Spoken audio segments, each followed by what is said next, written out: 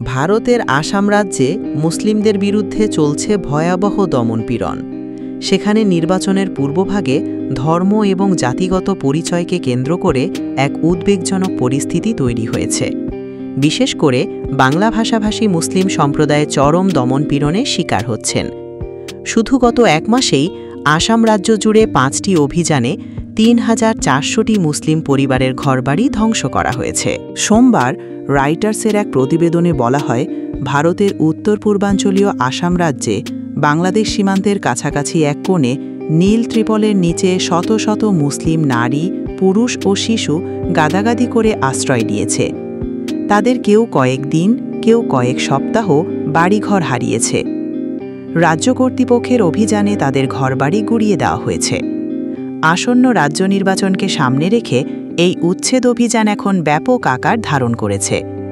এমন হাজার হাজার পরিবারের ঘরবাড়ি সরকার সরকারি জমিতে অবৈধভাবে বসবাস করার অভিযানে বুলডোজার চালিয়ে গুড়িয়ে দিয়েছে।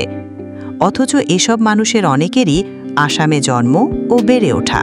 ৫৩ বছর বয়সী আরান আলী বলেন, সরকার বারবার আমাদের হয়রানি করছে।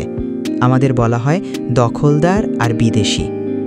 তিনি এখন পরিবার নিয়ে আসামের গোলপাড়া জেলার খোলা আকাশের নিচে রোদে পুড়ে দিন কাটাচ্ছেন।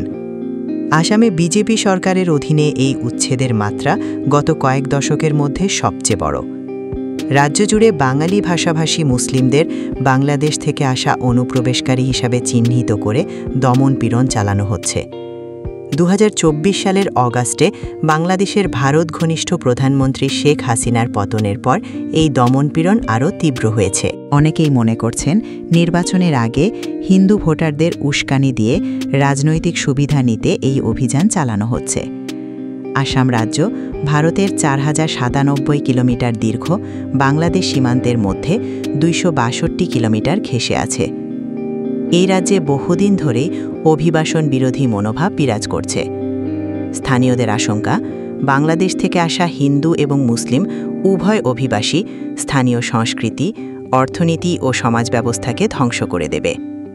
তবে বর্তমান উচ্ছেদ অভিযান এককভাবে মুসলিমদের টার্গেট করছে।